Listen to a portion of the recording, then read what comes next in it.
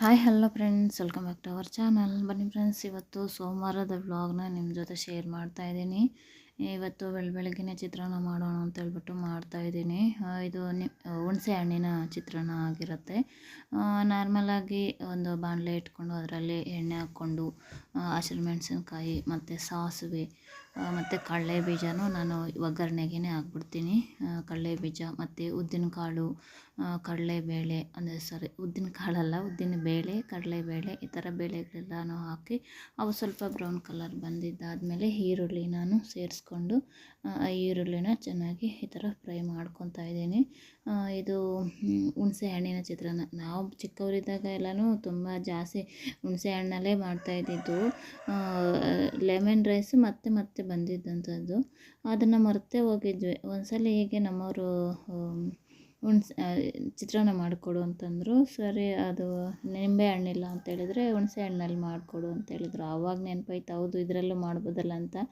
ಅವತ್ತು ಹೇಗಿರುತ್ತೋ ಏನೋ ನೋಡಬೇಕು, ಚೆನ್ನಾಗಿರತ್ತಾ, ತುಂಬ ದಿನ ಆಯಿತು ತಿಂದು ಅಂತೇಳಿ ಅಂದ್ಕೊಂಡೆ.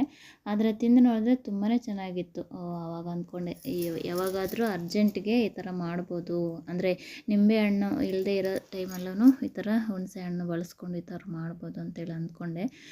ಇನ್ನು ನೋಡಿ, ಈರುಳ್ಳಿ ಎಲ್ಲನೂ ಬೆಂದಿದ್ದಾದಮೇಲೆ ಟೊಮೊಟೊ ಹಾಕಿದೆ. ಟೊಮೊಟೊನೂ ಹಾಕಿದ್ದಾದಮೇಲೆ ರುಚಿಗೆ ತಕ್ಕಷ್ಟು ಉಪ್ಪನ್ನು ಸೇರಿಸ್ತಾ ಇದ್ದೀನಿ.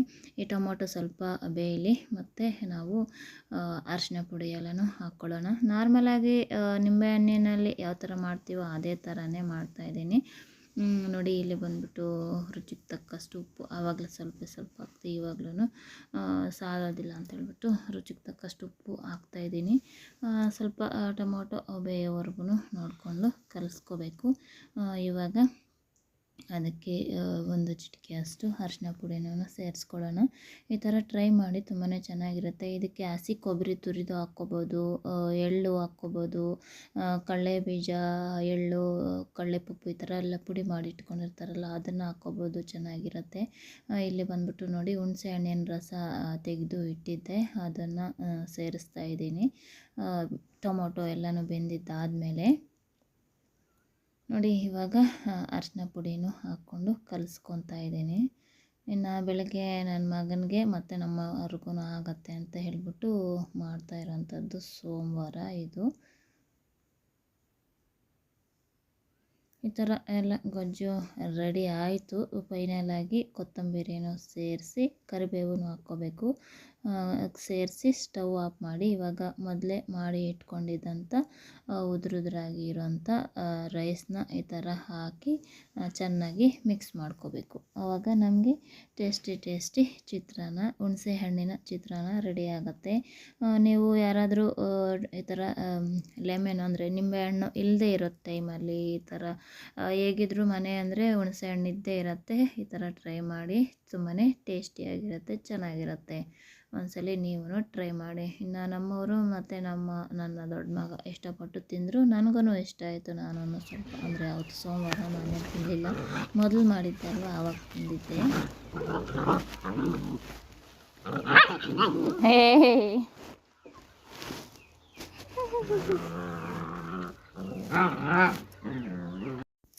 ಇನ್ನು ಅದೆಲ್ಲ ಆಗಿದ್ದಾದಮೇಲೆ ಎಲ್ಲರೂ ಸ್ಕೂಲು, ಕಾಲೇಜು, ಅಂದರೆ ಸ್ಕೂಲಿಲ್ಲ, ಕಾಲೇಜು ಮತ್ತು ಕೆಲಸಕ್ಕೆ ಆ ಥರ ಎಲ್ಲ ಹೋದರು. ಇನ್ನು ನನ್ನ ಕೆಲಸ ಇದು, ನಾನು ಸ್ಟಾರ್ಟ್ ಮಾಡ್ಕೊಂಡಿದ್ದೀನಿ ನನ್ನ ಕೆಲಸ. ಮತ್ತು ನೋಡಿ, ಈ ಥರ ಎಲ್ಲನೂ ಕಟ್ ಮಾಡಿ ಇಟ್ಕೊಂಡಿದ್ದೀನಿ. ಬಟ್ಟೆ ಸ್ಟಿಚ್ ಮಾಡಬೇಕು ಅರ್ಜೆಂಟಾಗಿ ಅಂದ್ಕೊಂಡೆ, ಆದರೆ ಅವರೆಕಾಯಿ ತೊಗೊಂಡಿದ್ದೆ ಸಂತೆಯಲ್ಲಿ. ಆ ಅವರೆಕಾಯಿನ ಸುಲಿದು ಇಟ್ಟಿದ್ದೆ. ಸರಿ ಇಟ್ಬಿಡೋಣ ಅಂತೇಳ್ಬಿಟ್ಟು ಇಟ್ಬಿಟ್ಟೆ. ಹಾಗೆ ಅಷ್ಟರಲ್ಲಿ ಸಾಯಂಕಾಲನೂ ಆಯಿತು. ಸೋಮವಾರ, ಇನ್ನು ದೀಪ ಹಚ್ಚೋಣ ಅಂತ ಹೇಳ್ಬಿಟ್ಟು ದೀಪ ಎಲ್ಲ ಸಿಂಪಲ್ಲಾಗಿ ಈ ಥರ ಪೂಜೆನೂ ಮಾಡಿ ಮುಗಿಸಿದ್ದೀನಿ. ಹೇಗಿದೆ ನೋಡಿ ನಮ್ಮ ದೇವ್ರ ಮನೆ. ಹೌದು, ಈ ಕಡೆ ಗೋಡೆಗೆ ಎಲ್ಲನೂ ನಾನು ವಾಲ್ ಸ್ಟಿಕ್ಕರ್ನ ಅಂಟಿಸಿದ್ದೀನಿ. ಇನ್ನೂ ಇದ್ದಾವೆ. ಅದು ಒಂದು ನಾನು ಕೆಳಗಡೆ ಪಾರ್ಲರಲ್ಲೊಂದು ಅಂಟಿಸ್ಕೊಂಡೆ, ಮತ್ತು ಇನ್ನೊಂದು ಎಲ್ಲೋ ಇದೆ, ಅದೂ ಆದರೆ ಎಲ್ಲನೂ ನಮ್ಮ ದೇವ್ರ ಮನೆಗೆಲ್ಲನೂ ಸರಿ ಹೋಗ್ತಾಯಿತ್ತು.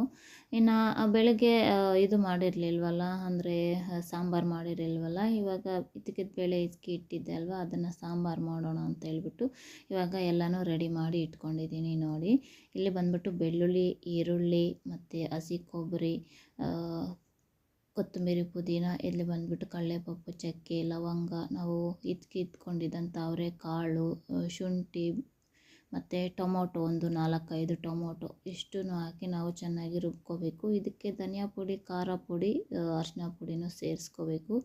ನೋಡಿ ರುಬ್ಬಿ ಇಷ್ಟನ್ನು ಇಟ್ಕೊಂಡಿದ್ದೀನಿ. ನಾವು ಟೊಮೊಟೊ ಇದೆಲ್ಲ ಜಾಸ್ತಿ ಹಾಕೋದ್ರಿಂದ ಸಾಂಬಾರು ಟೇಸ್ಟ್ ಅನ್ನೋದು ಚೇಂಜ್ ಆಗುತ್ತೆ, ತುಂಬಾ ಚೆನ್ನಾಗಿರುತ್ತೆ. ಒಂಥರ ಮಸಾಲೆ ಸಾಂಬಾರು ಅಂದರೆ ಒಂಥರ ಕಹಿ ಥರ ಬರ್ತಾಯಿತ್ತು, ಆ ಥರ ಇರೋದಿಲ್ಲ. ಇನ್ನು ರುಬ್ಬಿದ್ದಾದಮೇಲೆ ಒಂದು ಪಾತ್ರೆ ಇಟ್ಕೊಂಡು ಅದರಲ್ಲಿ ಆಯಿಲ್ನ ಹಾಕಿ ಸ್ವಲ್ಪ ಸಾಸಿವೆ ಹಾಕಿ, ಅದು ಆದಮೇಲೆ ಸಿಡಿದ ಮೇಲೆ ಈರುಳ್ಳಿನ ಹಾಕಿ, ಈರುಳ್ಳಿನೂ ಅಷ್ಟೇ ಸ್ವಲ್ಪ ಚೆನ್ನಾಗಿ ಕಲರ್ ಚೇಂಜ್ ಆದಮೇಲೆ ನಾವು ರುಬ್ಬಿ ಇಟ್ಕೊಂಡಿದ್ದಂಥ ಮಸಾಲೆನೂ ಸೇರಿಸ್ತಾ ಇದ್ದೀನಿ. ಈ ಥರ ಸಿಂಪಲ್ ಇಂಗ್ರೀಡಿಯೆಂಟ್ಸು ತುಂಬಾ ಟೇಸ್ಟಿಯಾಗಿರುತ್ತೆ, ಒಂದ್ಸಲ ಟ್ರೈ ಮಾಡಿ. ಇದು ಧನಿಯಾ ಹಾಕಿದ್ದೆ ನಾನು ಮಸಾಲೆಗೆ, ಅದಕ್ಕೆ ಅದನ್ನು ತೋರಿಸ್ಲಿಲ್ಲ. ಇದಕ್ಕೆ ಬಂದ್ಬಿಟ್ಟು ಸಾಂಬಾರಿಗೆ, ಬೇಳೆ ಸಾಂಬಾರಿಗೆ ನಾವು ಧನಿಯಾ ಪುಡಿ ಮತ್ತು ಗರಂ ಮಸಾಲ ಜಾಸ್ತಿ ಹಾಕ್ದಿರ ಬೇರೆ ಇಂಗ್ರೀಡಿಯೆಂಟ್ಸ್ನ ಹಾಕಿದ್ರೆ ಟೇಸ್ಟ್ ಅನ್ನೋದು ಚೆನ್ನಾಗಿರುತ್ತೆ. ಇಲ್ಲಿ ಬಂದುಬಿಟ್ಟು ರುಚಿಗೆ ತಕ್ಕಷ್ಟು ಉಪ್ಪು, ಹಾಗೆ ರುಚಿಗೆ ತಕ್ಕಷ್ಟು ಖಾರ, ಒಂದು ಚಿಟಿಕೆ ಅರಿಶಿನ ಪುಡಿ ಇಷ್ಟನ್ನು ಹಾಕಿ ಒಂದು ಸ್ವಲ್ಪ ಹೊತ್ತು, ಒಂದು 10 ಮಿನಿಟ್ಸ್ ಆರ್ 5 ಮಿನಿಟ್ಸ್ ಮೇಲೇ ಕುದಿಸ್ಕೋಬೇಕು. ಚೆನ್ನಾಗಿ ಕುದಿಬೇಕು, ಹಸಿ ವಾಸನೆ ಹೋಗೋ ಥರ. ನೀವು ಟೈಮಿಂಗ್ಸ್ ಇಲ್ಲದೆ ಹೋದ್ರೂ ಹಸಿ ವಾಸನೆ ಹೋಗೋ ಥರ ಚೆನ್ನಾಗಿ ಕುದಿಸ್ಕೋಬೇಕು. ಇನ್ನು ಇಲ್ಲಿ ಇವುಗಳನ್ನ ಕ್ಲೀನ್ ಮಾಡಿ, ಒಟ್ಟು ಎಲ್ಲನೂ ಇದ್ದೋಗಿರ್ತಾವಲ್ಲ, ಕ್ಲೀನ್ ಮಾಡಿ ತೊಳೆದು ಇವಾಗ ಹಾಕಿದ್ದೀನಿ. ಅದು ಅಷ್ಟೇ ಒಂದು ಸ್ವಲ್ಪ ಹೊತ್ತು ಚೆನ್ನಾಗಿ ಕುದೀಲಿ ಸಾಂಬಾರು ಅನ್ನೋದು. ಆವಾಗ ಇನ್ನಷ್ಟು ಸಾಂಬಾರು ಟೇಸ್ಟ್ ಅನ್ನೋದು ಚೆನ್ನಾಗಿ ಬರುತ್ತೆ. ನಾವು ಮಸಾಲೆ ಜೊತೆಗೇ ಹೆಚ್ಚಿದ ಬೇಳೆನೂ ಹಾಕ್ಬಿಟ್ರೆ ಅದು ಬಂದುಬಿಟ್ಟು ಬೇಳೆ ಬೇಗ ಕುಕ್ ಆಗುತ್ತೆ. ಮಸಾಲೆ ಬಂದುಬಿಟ್ಟು ಹಸಿ ಹಸಿ ಥರನೇ ಇರುತ್ತೆ, ಒಂಥರ ಟೇಸ್ಟು. ಅದನ್ನು ಎಕ್ಸ್ಪೀರಿಯನ್ಸ್ ಆಗಿರುತ್ತೆ ಕೆಲವೊಬ್ಬರಿಗೆ. ಅದಕ್ಕೆ ಸ್ವಲ್ಪ ಮೊದಲೇ ನಮಗೆ ಸಾಂಬಾರು ಅನ್ನೋದು ಅಂದರೆ ಮಸಾಲೆ ಅನ್ನೋದು ಚೆನ್ನಾಗಿ ಕುದಿಸ್ಕೊಂಡ್ಬಿಡ್ಬೇಕು. ನೋಡಿ ಇಷ್ಟು ಮಾತ್ರ ಬೆಂದಿದೆ, ಇನ್ನೂ ಸ್ವಲ್ಪ ಬೇಯಬೇಕು. ಇವು ಅಂದರೆ ನಾಟಿ ಕಾಯಿ ಅಂತಲೇ ಕೊಟ್ಟಿದ್ದು, ಆದರೆ ಪಾರಮ್ ಅಷ್ಟು ಬೇಗ ಬೇಯೋದಿಲ್ವಲ್ಲ, ಅದು ಸೀಳೋದಿಲ್ಲ, ಹಾಗೆ ಇರುತ್ತೆ. ಇನ್ನು ಕುದೀತಾ ಇದೆ, ಹಾಗೆ ಫೈನಲಾಗಿ ಕೊತ್ತಂಬರಿನೂ ಹಾಕ್ತಾಯಿದ್ದೀನಿ. ಇದಕ್ಕೆ ಹಸಿ ಕರಿಬೇವನ್ನು ಹಾಕಿ ಘಮ ಟೇಸ್ಟು ಇನ್ನೂ ಚೆನ್ನಾಗಿರುತ್ತೆ. ತಿನ್ನೋವಾಗ ಅದೊಂಥರ ಫ್ಲೇವರ್ ಬರ್ತಾಯಿದ್ರೆ ಇನ್ನಷ್ಟು ಚೆನ್ನಾಗಿರುತ್ತೆ. ನೋಡಿ ಫೈನಲಾಗಿ ನಮ್ಮ ಇದ್ಕಿದ ಬೇಳೆ ಸಾಂಬಾರು ರೆಡಿ ಆಯಿತು. ತುಂಬಾ ಚೆನ್ನಾಗಿರುತ್ತೆ, ಒಂದ್ಸಲಿ ಈ ಥರನೂ ಟ್ರೈ ಮಾಡಿ ನೋಡಿ. ಸಾಂಬಾರು, ಇದ್ಕಿದ